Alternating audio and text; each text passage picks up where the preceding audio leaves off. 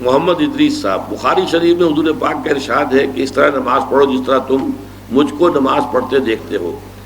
سوال یہ کہ حضور نے کس طرح نماز پڑھی، جبکہ بخاری شریف میں حضور نے رفع یدین کی نماز پڑھی ہے بخاری شریف میں حضور نے رفع یدین کی نماز پڑھی ہے۔ دیکھیے حضور نے مختلف طریقوں اختیار کیے مختلف اوقات میں۔ اب صحابہ کا طرز عمل یہ ہوتا تھا کہ مثلاً ایک روایت آتی ہے کہ ایک صحابی حضور سے ملنے آئے، کوئی بدوی تھے، دیہات کے آدمی تھے، انہوں نے حضور کو دیکھا کہ آپ کا گریبان کھلا ہوا تھا، آپ نے بٹن لگائے ہوئے نہیں تھے۔ پھر انہوں نے ساری عمر اپنے گریبان کے بٹن نہیں لگائے کہ میں نے محمد کو اس طرح دیکھا ہے صلی اللہ علیہ وسلم۔ اب یہ ان کا جذبہ ہے، ان کی نیکی ہے، اتباع کا جذبہ ہے۔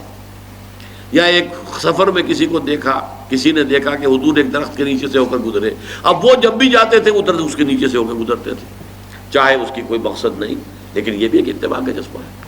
تو اس میں یہ ہے کہ نماز کی بعض چیزیں ایسی ہیں کہ جن میں معلوم ہوتا ہے کہ حضور کچھ اس میں رد و بدل کرتے رہے۔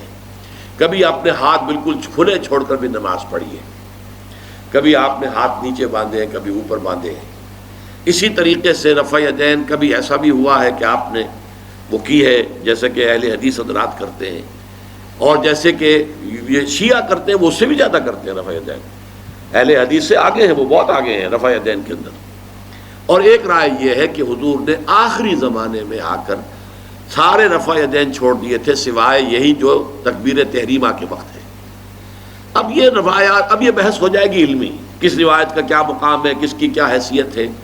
بخاری شریف میں جو روایت ہے وہ یہی ہے رفع یدین کی، جو آپ صحیح کہہ رہے ہیں، لیکن یہ کہ بخاری شریف واحد کتاب تو نہیں ہے حدیث کی، مصنف عبد الرزاق ایک کتاب ہے، اور اسی طریقے سے اور اس میں یہ کہ امام مالک کے پیروکار، حالانکہ امام مالک مدینے کے دارالہجرہ کے امام ہیں، وہ رفع یدین نہیں کرتے۔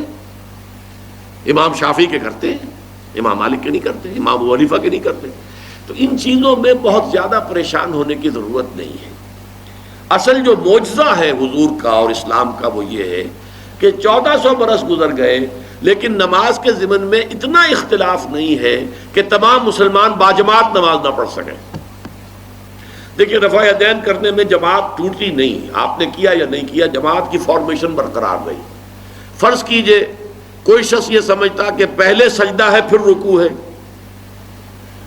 تو اب یہ دو آدمی ساتھ نماز نہیں پڑھ سکتے، جن میں سے ایک کے نزدیک پہلے رکوع ہے پھر سجدہ ہے، دوسرا یہ سمجھتا ہے کہ نہیں پہلے سجدہ ہے پھر رکوع ہے، نہیں ہو سکتی، ان کی جماعت اب جمع نہیں ہو سکتی۔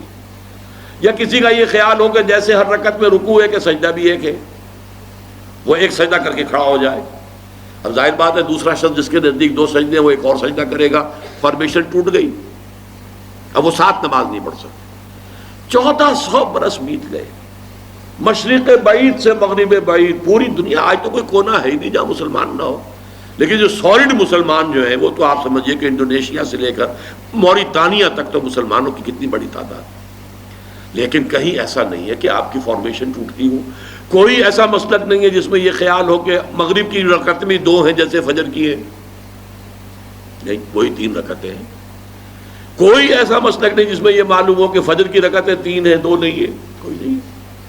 عصر کی 2 ہیں یا 4 6 ہیں، کوئی نہیں۔ وہی رکعت کی ترتیب، پہلے کھڑے ہونا ہے پھر رکوع ہے پھر کھڑے ہونا ہے پھر سجدے میں جانا ہے پھر بیٹھنا ہے پھر سجدہ پھر کھڑے ہونا۔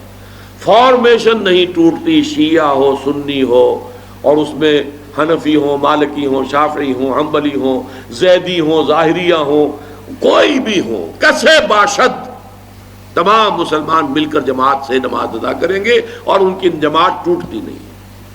یہ ہے جس کو ہمیں سمجھنا چاہیے۔ یہ کیوں ہے؟